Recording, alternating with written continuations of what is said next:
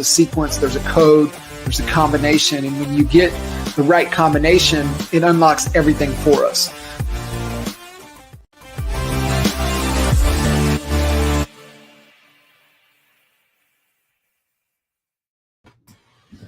What's up, everybody? Man, thank you guys tuning in. Got excited for today. Got my man Matt Durbin joining us. What's up?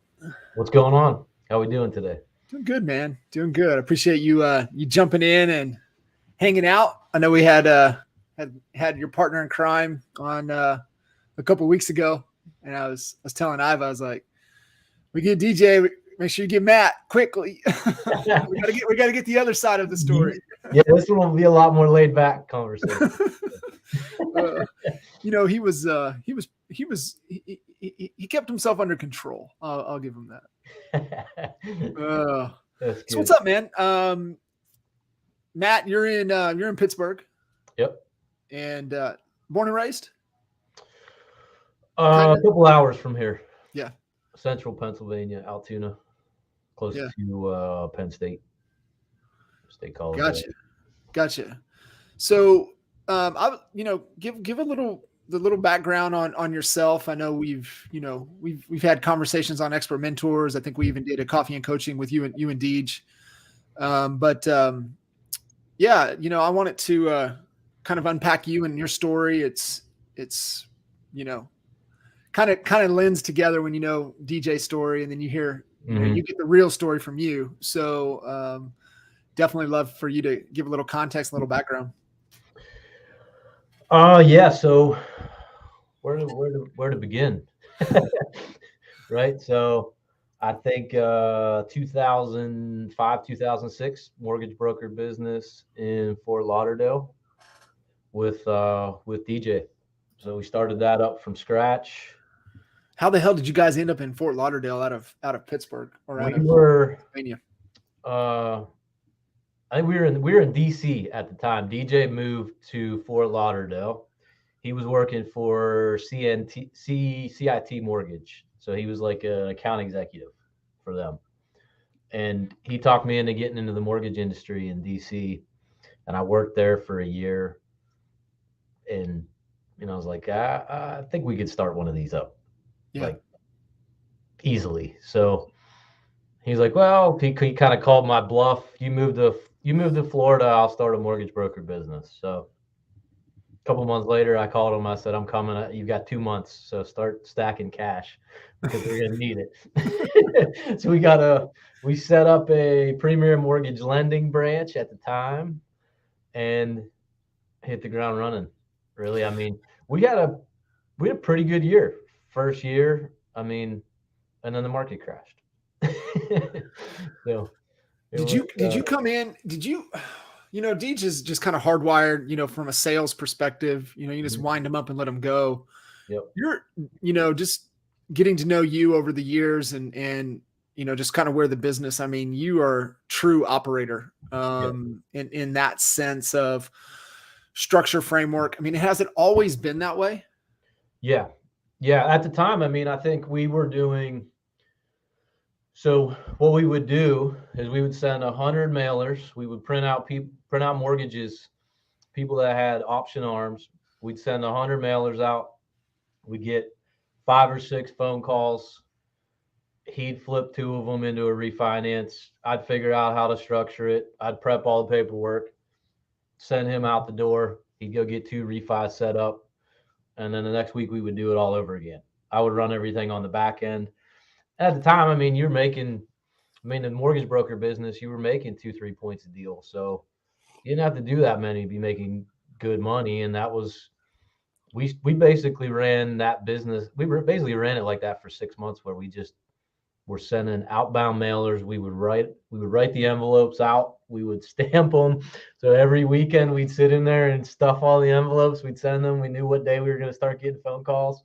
He'd flip a couple of them into a refi. He'd take the sales calls. I'd figure out how to structure the loan, give them the paperwork, send them out the door. We've been kind of running this way for a long time, honestly. Because we ran it like that for a while, and then eventually market crashes. He got out of the mortgage industry. I stayed in it. And then when we teamed up again, we didn't do it quite as, systematically as that, because I already had a built-in business kind of when he ended up joining me here on the real estate side. But we still kind of right now, we still kind of run it that way a little bit. So I mean, it's just straight up ground and pound and hard work, Yeah. To get things going. And I think there's a lot of people that miss out on understanding that's what it takes to get anything off the ground. That additional effort and not spending time looking for the easy button. So that hardwire, because you and Deej met in college, right? Yep. Both playing collegiate football Mm-hmm. and I saw a statistic. Of course, it was on social media, so it has to be true. And we know what 87% of statistics are made up anyways, right? Yep. So, but it said like, I think it was ESPN made a post or something, talked about percentage of high school athletes that go on to play D1, D2, get into any of the collegiate levels to play a collegiate sport is in the single digit percentage of high school athletes that go on to into the collegiate side of things. And so it's like, anytime you play anything at any collegiate level, I mean, that's not to shake us. You don't turn your side to that. I mean, that's super, super important. So, and honestly, man, talent will only get you so far, man, but it takes hard work to get to that next level. Is that something that's just been hardwired into you, being able to take your, athletic abilities from the high school to the collegiate level? And then how is that carried on, into business and then now into, being a dad? Yeah. I mean, that's always kind of been our family motto, so to speak. Like my dad I could play in a basketball game. Like I'll never forget. I had sixth grade. I had a 30-point plus game, and I was getting yelled at in the car because I didn't get back on defense twice, or I should have had a loose ball. Like so, if I could go 0 for 25 in a game, if I played defense hard, if I was diving on the floor, he just cared about the hard work side of things. So sometimes that's to a benefit, right? Like we know now, I mean, and DJ's the same way. And I think when you play sports, I've started over so many times. I feel like in business now, I know I can just work myself out of pretty much anything. I can learn anything. Now, are you always going to be the best doing it that way? No, but you can always find success outworking people, I feel like. Yeah. Now, people who go to the next level are the ones that work hard, implement the proper systems, are good marketer, and that's where, we still have room to go, right? Like we still could run business better. We could be much better marketers. That's never been like one of our strong suits, because at the end of the day, it's like, well, if we need money in a bank account, we know we can just grind it out for 30 days and put a bunch of deals under contract. But sometimes being able to fall back on that prohibits you from growing at the same time. Yeah. Do you think, kind of your dad pushing on you on the details on the hard, because defense is hard work, right? Yeah. You can get away with talent on the offensive end. Sometimes you have to, work real hard, but there's a gift and a talent to be able to, you can get so far. Do you think that push is what is able to allow you to take that next jump out of the high school side of things into the collegiate side of things? Is that extra little piece of discipline and hard work? For sure. I mean, I think too, though, like when I went to college, we had a big freshman class, and then I played a lot my freshman year, so I was one of the only freshmen that played a lot. Everybody that goes to college was the man, or was one of the better players for their high school team, whether that be you're in single A or double A or whatever the case may be. And then you get to college and you realize what level of competition everybody was playing against, right? So then my sophomore year, my head coach, the head coach that moved to our program was the assistant head coach for LSU before he came to our Division II college, right? So he started recruiting all over the country. Whereas, we're recruiting from Pennsylvania, Ohio, which is good football, Sure. like New York. So then it becomes, you're getting talent in from everywhere. So then it became, well, what was my technique like? Could I, what was my bump and run coverage like? Well, 'cause I played corner and free safety. So then it became the talent wasn't good enough. You had to do all the little things in order to continue to start. So, I started for the next 3 years. Every year they would bring in a new group of freshmen who were a little bit faster than me, a little bit more athletic, but I did all the little things to get to the point where that's what continued to allow me to play. That's what continued to allow me to start and excel. And I think it's like that in any business as well. Like talent will only get you so far. The hard work and the little things and right things, like you say all the time, right things, right order. But and I think in football or sports or business, whatever the case may be, I mean, you can be the greatest salesperson in the world, but if all your deals are blowing up behind the scenes, that's not going to get you anywhere. There's a lot of correlation, I think, to just you know how Yeah. to all the little things to get you to the success. 100%. So what did you see, as you're just really focused in on technique and developing the skill set? You had the work ethic was already kind of hardwired in you. What did you see from there that you was like, man, this carries over into business and still has carried over for you today during that time? Because I mean, we talk about this all the time, right? How do you motivate your team? How does your team stay motivated? And you're like, just keep bringing talent through the door. If Yeah. they're like, shit, there comes my replacement. So, as just kind of hearing you say that, that's where my mind went, was like, here you are, a collegiate athlete starting, and like, oh shit, nothing's guaranteed. Yeah. There's better talent coming through the door. So how do you, for you, being able to take that out of that whole principle on the sports side and bringing it into, the career on business? Well, I mean, I think I never really even thought of it in that way. Honestly, when it does come to like, growing a team, recruiting and things like that. I mean, I've always just thought of it as, hey, you know, I'm competitive, right? So if I see somebody having success and they're in the same industry, I start, and this is kind of a rabbit hole, but like you start comparing yourself to that person. Well, why can't I get to that point? Why, I should be able to get to that. So the competitive drive, I think, is what brings you to the point where, like, even in business, you hold somebody to such a high standard, and then when you really dive into it and you really see what they're doing and you meet people and like, well, there's no reason I can't do this. Mm, And the competitiveness is what kind of pushes you in business, like, whatever you set out to do. I mean, how competitive you are and how determined you are is ultimately gonna determine where you get to in business or in anything that you do, right?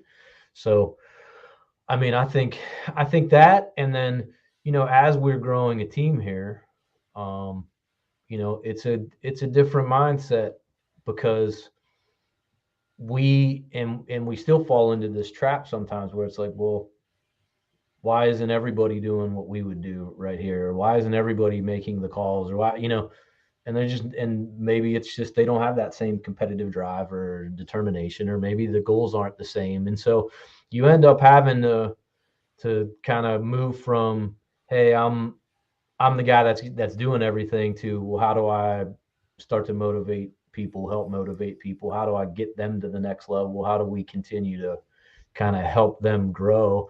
And you turn into more of like, more of a coach. I think back to like what my coaches would say, or what my coaches would do, or what my dad would tell me to do, or how he would tell me to react in a certain scenario, or, so it, it's hard. It's a different transition, because going from, hey, we'll just grind it out and work harder than everybody, to building a team and expecting everybody else to have that same mindset, and they might not, is hard to.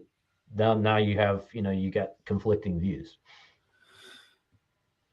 I'm just thinking just kind of the transition coming out of that competitive athletic environment into business and especially young, right? You carry that over. I remember I did it for the first time when I turned 40. I did, the exercise of, well, hey, what would you tell your 30-year-old self, knowing what you know now? And, just write out a letter. If you could, send that letter to somebody, send it to your 30-year-old self, what would it be? And, I grew up, I grew up in a coach's home. My dad was a coach for almost 50 years in the public school system. And so, for him to make ends meet, he had to coach everything. And that meant if I wanted to spend time with him, I had to get in the truck and go hang out with him. And there's just more being around and knowing kind of that generation and how, my dad was coached and then how he kind of coached. He was hardcore, no nonsense, but he also had a big heart. And I think, you see that, and it kind of carried over. And so, the one message that I, had told my 30-year-old self was, man, don't be so damn serious and relax, man. Enjoy things, have a little fun. And I was looking back over just some older pics when I was like a senior and on the golf team and just hardcore as a freaking golfer. It's like, what are you doing? It's like, chill, bro. Let's chill for a second. So how have you, growing up hardwired, we know generations ahead. I mean, just how hardcore, no nonsense kind of coaching approach to where kind of learning and how you make it your own, carrying that over into business. Was there some things that, like, some key moments that was a lesson learned for you? You're like, oh shit, that doesn't work this way, and I need to switch things up? Or like, was there any ahas from what you thought leading and coaching was to kind of where you knew you were going to get the best impact, the best results? Yeah, I mean, I think, had I stepped back in time and redone everything, I mean, like we say this all the time, but like, I feel like I've done everything the hard way. I've learned all the hard lessons. So a lot of that has taught me where I'm at today. But I think if I could go back to mortgage days in Florida or real estate days in Florida, like, I'd have had a coach there cutting down the learning curve. And I feel like that is what we're trying to do with our agents, right? You got a new agent that comes in, most real estate agents, if they survive, they start being productive year 4 or year 5, sometimes year 3. When we bring them in, we're trying to cut down the learning curve. We're trying to give them more transactions to work on, more experience. They're hearing more transactions from the other team members. They're working with more like, we're cutting down the learning curve and making them more productive agents in a shorter period of time, based on the fact that we already know what not to do. And so we're able to coach them on what not to do. I think the reason that we know that now is because we did everything the wrong way 100 times, and that didn't work. We got to try this, and that over and over and over and over again. And that's why, it took years and years and years of struggles. But I wouldn't, like, looking back now, I wouldn't change it, because there's almost no scenario that I haven't been in that I don't think I can get out of, or there's another move, or there's another way to approach it, or there's a spin-off of the business that you can do. Like, there's always something that you can go, or a direction that you can take if things aren't working. Do you have a process now for you, when you realize you get into a situation that you feel, the wall is stacked against you and you don't know, how you're going to overcome this? Is there a process that you kind of go through now, knowing what you know, to be like, okay, hold on for a second here? And then you kind of work through this process to like what you said, because you said with conviction, you've got a belief that there ain't a situation that you can get into that you can't get out of. For most people, they'll fall into it and they'll be like, oh shit, things are over, right? Checkmate. How do you, is there a process or a belief that you have to be able to work through those things? Yeah, I mean, I go to worst case scenario from the start, right? Like I think like when something's going on, you got a little adversity, or you think, you know, what is the absolute worst case scenario that's going to happen, and is it really that bad, right? Like so, I almost got to put myself in that situation first. All right, so if that's all that's going to happen, then what would I like? Then I start pulling myself back in. Well, how do I change the outcome now? Like what couple of things could I implement right now that would change this outcome? What could I add? What piece are we missing? Or how do we approach this in a different way? Like you almost got to step out of being in the business. I feel like I'm really good at analyzing somebody else's business and seeing where the holes are, but then you're blind when it comes to your own business. You almost have to like step out of it and think, well, if I was advising this business on what to do right now, what would I do? Like how would I analyze it? Like my job before I went into the mortgage industry, I was a financial analyst. Like I was analyzing, big builds in DC, FedEx Field and Dallas Airport expansion. Like I worked for a large construction company, and everything was just analyzing the projects and the projections and what are we going to look like in next quarter. And so you almost have to take that approach with your own business, but when you're in it, it's harder to do. You don't see the holes as well, and so I almost have to like step out of it. Yeah. How do you do that? I mean, for you, how do you establish or create that awareness to be able to step back when you know you're so deep into the middle of it? it's hard, and I think that's one of the traps that you get in when you're running the business is you just get caught up in the day to day, and you don't take a step back, and you don't find the holes that you have in order to get to the next level. And I think in a lot of ways that's what causes you to plateau and your business to stay a little bit more stagnant and not growing as quickly as other people, right? And I think a lot of it is, like you say all the time, it's probably in a lot of cases a who, like what, like who could we have to fill this hole, or what do we need to implement in order to get to the next level, or in order to get to grow our level, or what, and the way I'm looking at it now is as well as what does our team look like, and what does the end goal look like, and what is the biggest benefit to our team members as well as what we're trying to build. And Mm. so I think it causes you to question this standard team model that we're kind of all running, and is that really what you want things to look like at the end of the day? Yeah, I mean that's it's always great question to kind of consider before. I definitely want to touch on that and kind of your perspective. I'm just fascinated because I've caught myself doing the same thing. Right? It's like, and shit, I would have never told anybody to do that. Why did I make that decision? Right. And so is it experience personally that you actually have to go through that scenario yourself to understand what it truly feels like to make that course correction or that improvement? Um, for you, what is that? I think so. I mean, I think it just comes down to like when you're frustrated enough with where things are at and they could be better, you just like you have to take a step back and just start analyzing everything. Because you know I've been, we started a mortgage broker business in Florida. Market crashed. Worked for a national lender, then went into the real estate side when things changed. Market was skyrocketing in Florida. You couldn't get a house under contract, similar to what it is today, right? Like moved to Pittsburgh, started over from scratch, didn't know anybody.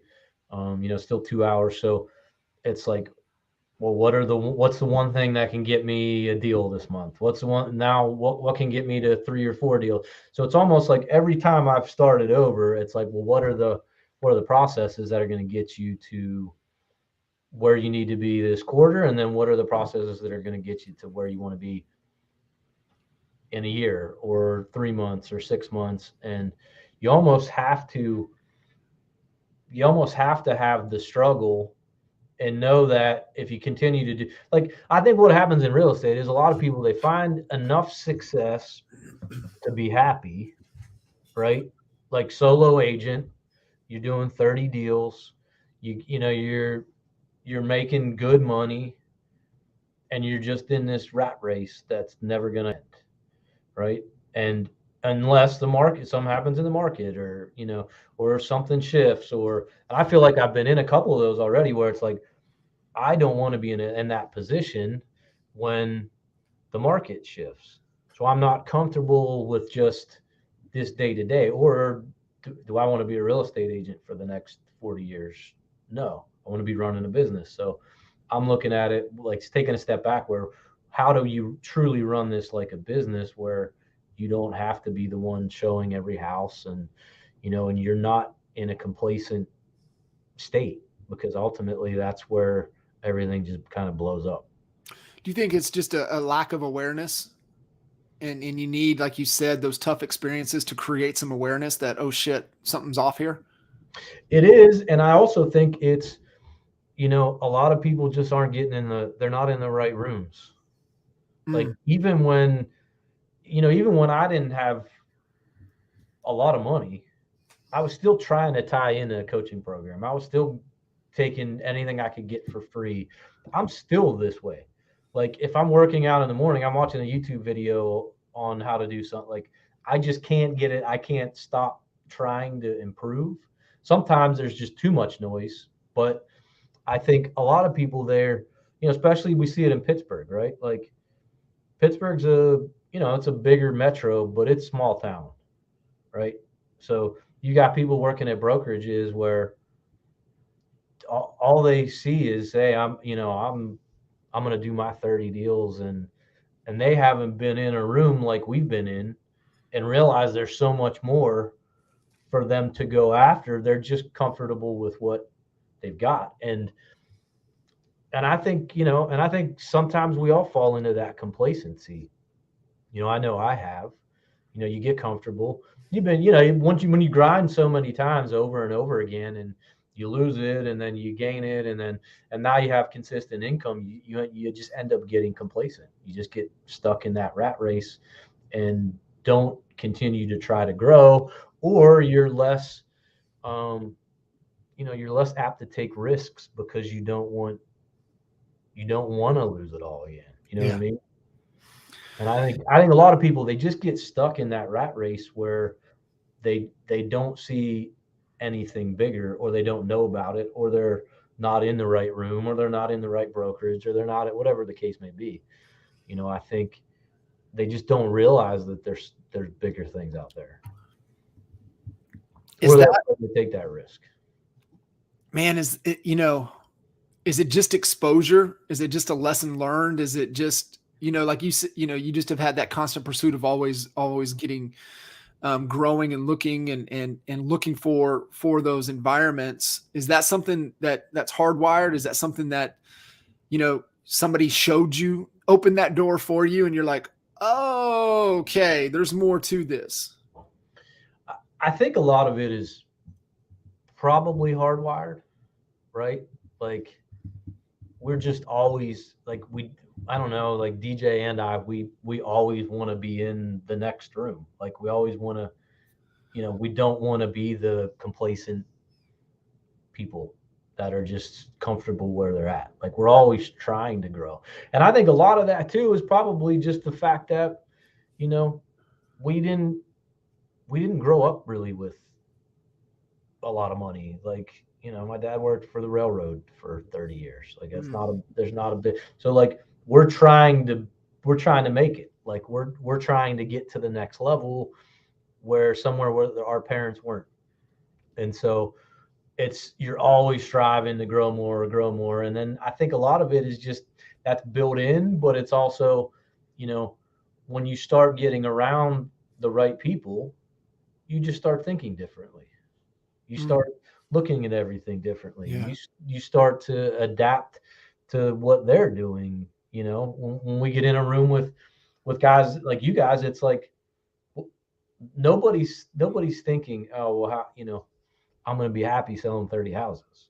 Right. Everybody's trying to figure out how to sell 1,000 houses and never step in. Like, it's just, you just start thinking differently. So we want to be in those rooms, which I think a little bit is built in, but when you end up continually being in those rooms, it just rubs off on you to the point that you just don't think the same anymore.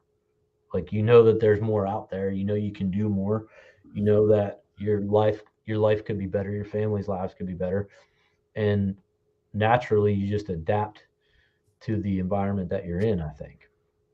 Man, it's so true, right? It's just we expand that capacity in our thinking, and it's one of those things. Once it expands, it can't go back, Right. and just feel, sometimes folks tend to live with blinders on instead of understanding that you better, it's the whole tunnel vision versus funnel vision. You better have the funnel on. You better be looking at all angles, all dynamics, all industries. One of the things Jay Abraham taught us early on was, if you're only focused on what's going on within your industry, you're going to have incremental gains. And you're at best 6, 7, 8%. You can get better. Where the exponential gains come in is modeling success in other industries. And that's where, when you take those little things and you apply it into your business within your industry, that's where you see exponential and significant gains. And it's always, what we always talk about, hey, do we want to grow by addition or do we want to grow by multiplication? And so are we behaving and looking at things in a way that allows us to exponentially grow, or do we just want to keep, this little small gains and to where you reach kind of a ceiling? And I think that's key. We've kind of thrown it around, talked about DJ a little bit. I just want to put that in the context of partnership. Some people have a belief, man, I don't ever want to partner. I'm going to do this all on my own. I think there's maybe some ego with that. I think there's a lot of ego with that. I'm definitely pro partner. I've been in great partnerships and I've been in some shitty partnerships. From your dynamic, I mean, you and Deej have been riding together for quite some time. So kind of what is your take on a partnership? Why should people consider it? What do you need to look for? What are the pros and cons? Yeah, I mean, I think I like the partnership approach, right? I've done it on my own and it's not as fun, right? Like, you feel a lot, like I feel like there's a little bit of weight lifted off when I got somebody else that's there with me, right? And maybe that's because I've played team sports my whole life, right? Like, you just you're used to having somebody else there with you, grinding with you, and you're not as afraid to take risks if there's somebody else that's in the foxhole with you, right? Yep. So I think it's a little bit of a crutch almost, I would say, where it's like you've got somebody else. And another positive to that is, like, where I'm going to go through harder times. I'm going to go through, you've got somebody that's there to pick you up and there to take a little bit more of the slack off, or vice versa.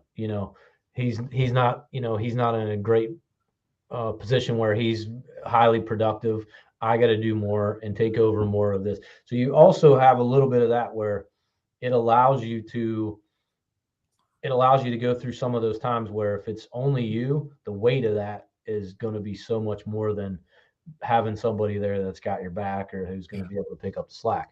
Now, it also, I think the cons of a partnership are just the fact that, there's obviously two of you. So, and especially with us, we both have an opinion on everything.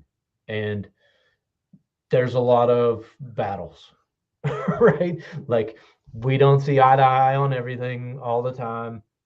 That's just going to happen.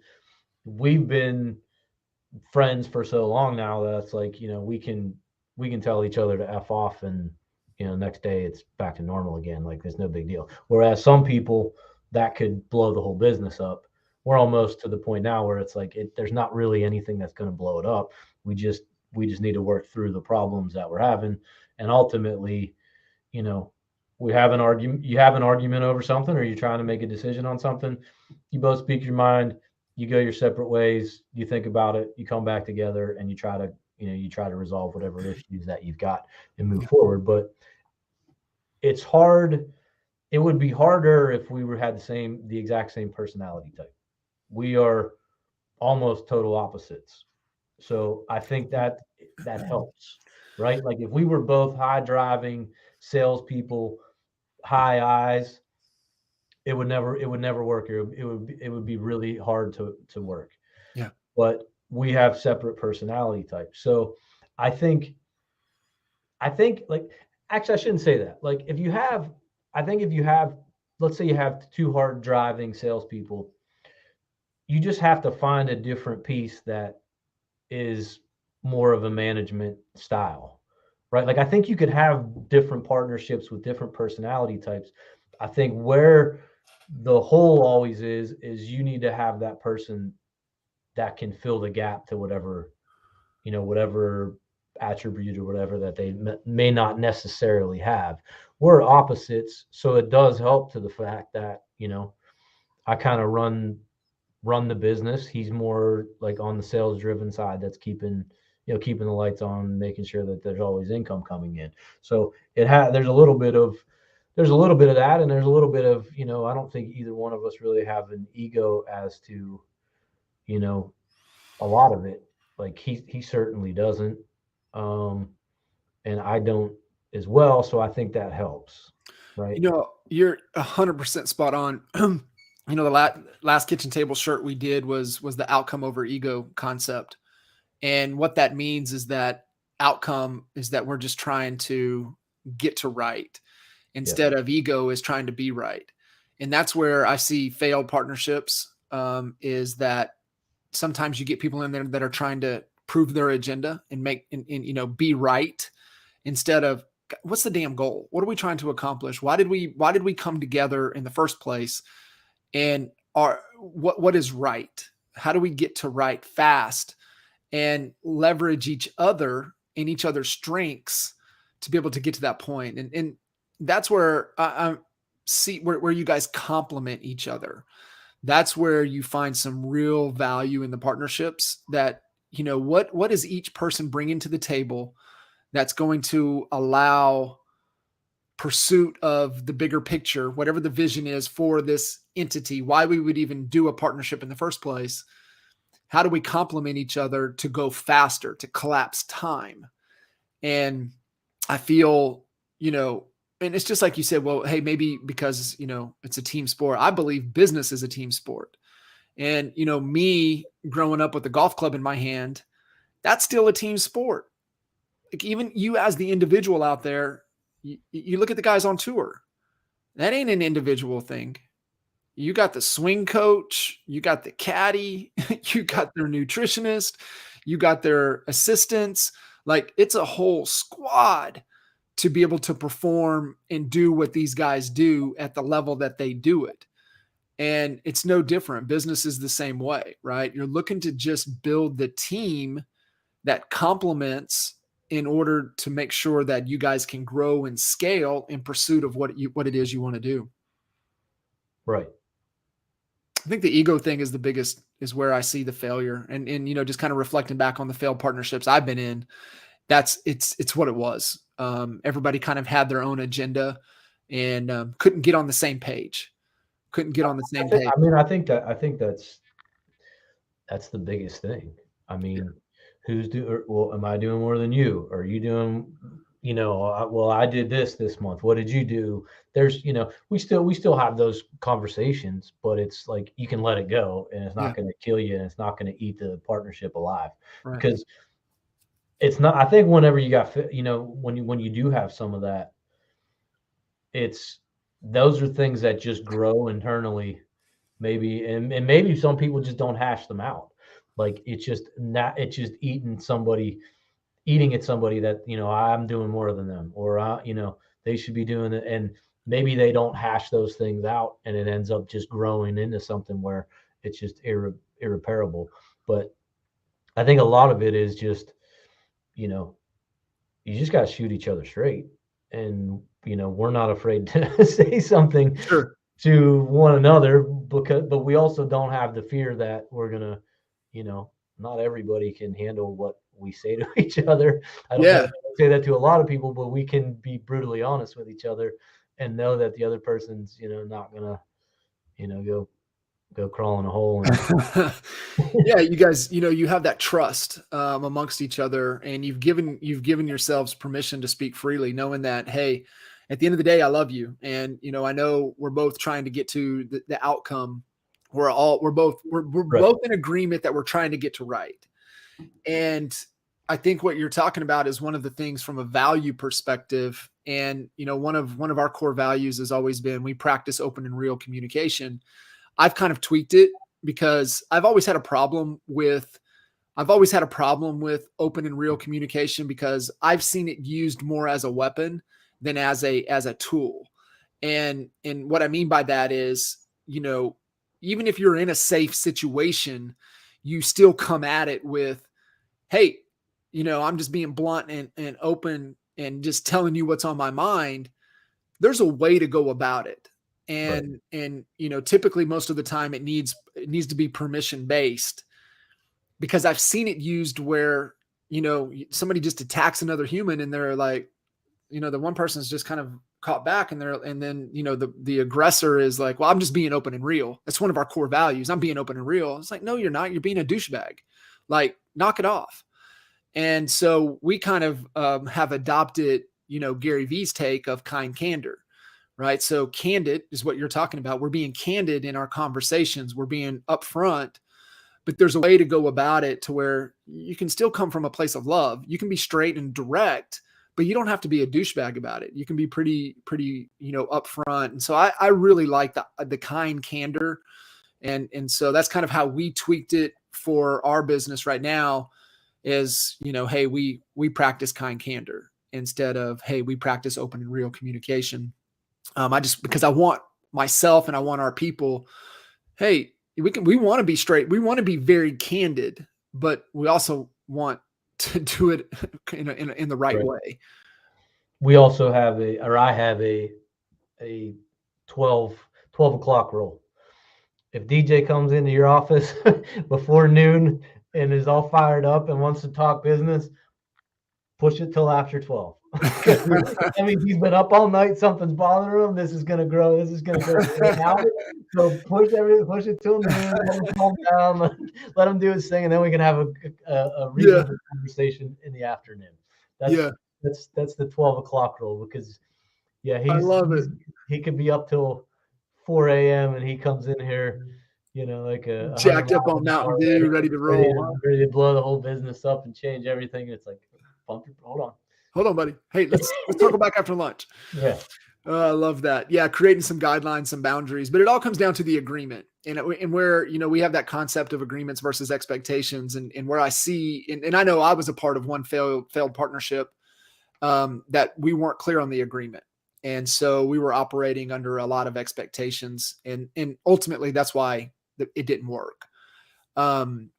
And so I know we got a question in here. Michael's asking, the financial dynamics of partnership, for you, what is that? It's different. I feel it's different on whatever that person's bringing to the table.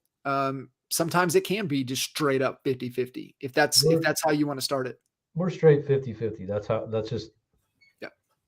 I mean, honestly, I think it would be very difficult to run it any other way unless there's somebody that's running a business that's got somebody that's been along the ride with them and then they give them an ownership percentage or something like that. Sure. Like I could see where it'd be you're on but I think it's really difficult to go another direction. I mean, I'm sure you could figure something out, depending upon who's, if somebody's, more sales driven or somebody's been there longer, somebody's coming into a situation where you've already got a book of business. Like, I think I could see it going either way, but I think for us, it's 50-50. So we're just we're riding the same train. I think you look at it and it's, what that person brings to the table or where their scope of responsibility starts and it ends. And, for example, Kinder, when, he already had an existing business. I mean, he had been building this business since 98. I didn't even come into the picture until '04.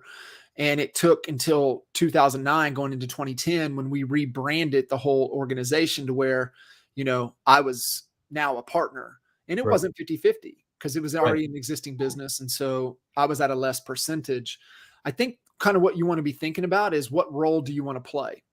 And so like for me, if I'm taking on a partnership and an entity with somebody that has an existing business and they want me to come in, you can either pay my ridiculous fee at that, or, hey, I'll take 10%, I'll take 20%, I'll take 15%. And this is the scope and the role that I'll play.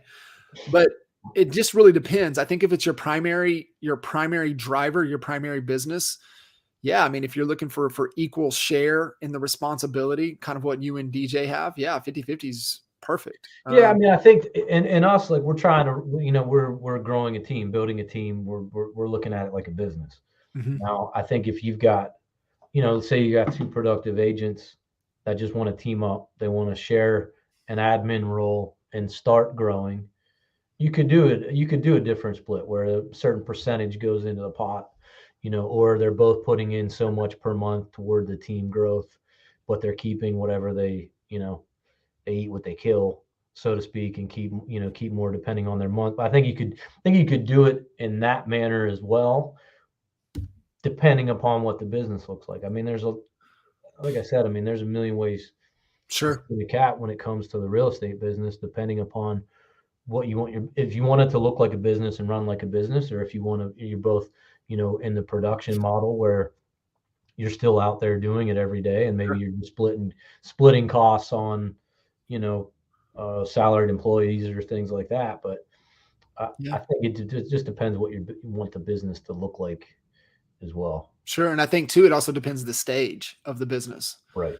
And, I think there's a real good clause to have in there. And Andrew Franklin shared this with me, is that, based upon your involvement at the stage of the business will also determine your percentage of ownership of the organization. And so like you get to a certain point and somebody wants, hey, maybe they were in and they were doing so much, they carried so many responsibilities. Maybe they're deciding to back out of that a little bit. And at the end of the day, the whole point is it can be whatever you want it to be. The thing about model, that's kind of what we're talking about. The model, it is that, and we've learned this with the team model, and you and I've talked about this a lot, is that if your model's too rigid, then it's got to be able to be flexible and adapt to where you're at in pursuit of the bigger picture, where you're at in pursuit of the vision that you have for your organization. And so like, remember, how we used to be so rigid to the team model. Well, the fundamental flaw when you're that rigid is your talent comes out the top. Well, yep. And you bring less in. Yeah. Oh God. And so you've got to be able to be flexible and dynamic to it, given on where you're at in pursuit of the vision. And so it's one of those things that you're constantly always thinking about. You're always thinking about the model. Right. How many teams do you know that, or team leaders do you know that, their top 3 people left and started their own team or part? Sure. That you hear so many stories about that. We've been lucky where we haven't had that happen. That is, and Robert Greene talks about it in Mastery. He talks about it's the mentor apprenticeship role. And typically what happens is that you bring in talent that understands that mentor apprenticeship dynamic. And at some point, the apprentice becomes the mentor themselves. And you're foolish as a leader, as their mentor, to hold them down. Like you've got to encourage it. And think about that in the traditional old school team model. It's like, no, you got to be on my team. I'm going to create these other opportunities for you. But at the end of the day, the real opportunity is allowing them to become the mentor themselves. Right. And let them, modify it to their style under your guidance. Your DNA is still carried over there. So how do you form that partnership? And before EXP, there really wasn't, right? They would just bounce, they would leave. Yeah, that's the problem that I see is if you don't have another option where when they're coming out the top for them that is beneficial to both of you, all you're doing the whole time is trying to pay them enough to keep them. It's just like, like you're almost like a broker. Like you're a broker at that point. How do I pay this person enough or give a good enough split or and that's not like I don't see the fun or the future in running a team or running a business like that. Yeah. Right. Like all it's doing is it's just creating a conflict between you and your best team members where 100%. like you're always battling the money and you're battling the ego, right? Like Mm-hmm. also like they want their name on stuff. Sure. Well, And they should, that's the whole progression, Matt, right? You know, Yeah. we talk about it. I mean, that's what Coach Code is really about. You can't lead or coach anyone until you can coach yourself. And then it's coaching and leading someone, and then it's coaching and leading them to lead someone. Right. That's the next progression, right? You look at the step, it's yourself, it's others, and then it's those others helping others. And if you don't keep going through the process, then you're going to put that constraint, and that's going to they're going to leave. You're not going to have that opportunity to cultivate and help them become, the best versions of themselves and the best leaders they can be. And it is. It's really where, the flaw is and why the talent used to always come out of the top, and us as leaders and as their mentor, like it's almost that parental pride, right? When the kid, leaves the nest and it's really, then it starts to become that prideful moment. It's like they're going to leave. And I think that's the same concept. If you can understand that with your team, at some point they are going to leave the nest. And you just have to make sure, did I do a good enough job preparing them to do their own thing? Right. And, you'll always be there to support them. You'll always be there to have them come back to for additional mentorship and guidance and coaching and leadership. But at some point they've got to go do their thing. And, I love to look at it from that dynamic. I want to get your take on this. You got the little guy.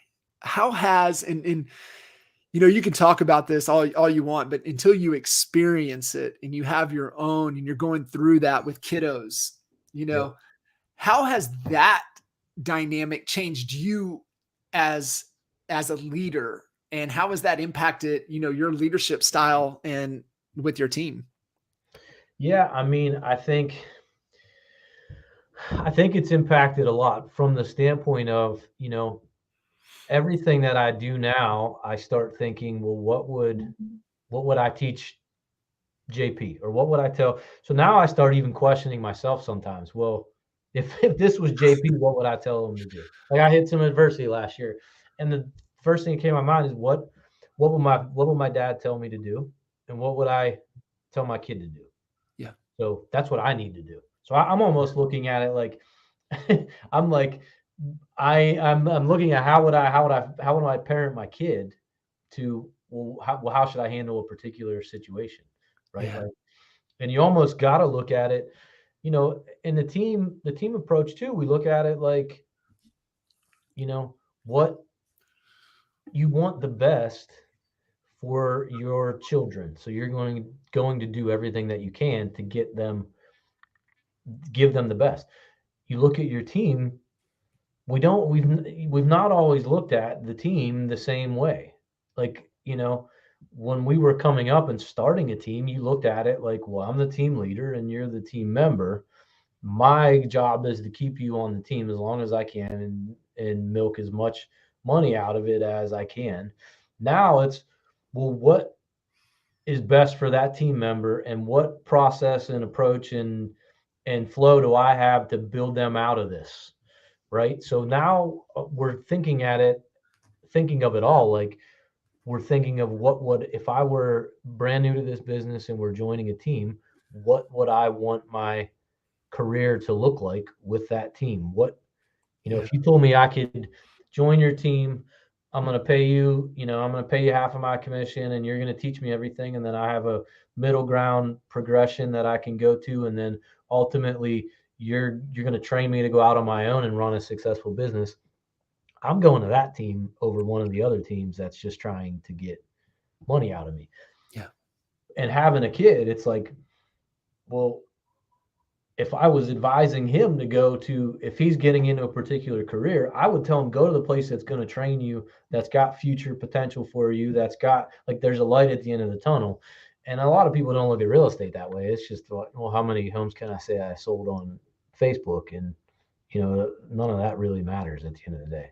We all know that now, but I mean, I think it just, it's opened my eyes to a lot of things, especially too, like, do I want to be, yeah, I could go out and sell a lot more houses and make a lot more money, but do I really want my life to look like that? No, Yeah. I don't, you know, like it's, so I'm thinking of, hey, well, how do I have more weekends home, and how am I going to be available to coach T-ball and whatever else, like in the next couple of years. So now I think all of that has just totally changed the business goals as well. It is. It's it's a new level of awareness that if you haven't experienced it, you don't have that filter. And, you know, I had to mess it up a couple times to really understand that filter at the highest of levels. And, you know, I think one of the key measurements for all of us as leaders, you know, you really want to find the measuring stick. It ain't about what you accomplished. To me, it's about how many leaders did you create. To me, that's the true measurement of leadership. It's not about, oh, the accolades and the business accomplishments and the things that you know that we've been able to accomplish. How many lives did you impact, and how many leaders did you help develop? To me, that's the true measurement, and that's really what this is all about. So, brother, I appreciate you jumping in, and time flies, right? I just looked down, like, man, that's been an hour. Like, what? We've been jamming for an hour. Crazy. Yeah, absolutely. So, brother, I appreciate you. I know we've had here in the banner streaming across, but for those that are just listening in that didn't get to watch this, we've got at Matt Durbin Live everywhere. Is that the best way to connect with you? Yeah, that's perfect. Cool, brother. I appreciate you as always, and man, keep doing your thing, keep leading at the highest of levels, and man, we'll talk to you soon. Thanks, man. Appreciate you. See you, brother. See you. Bye.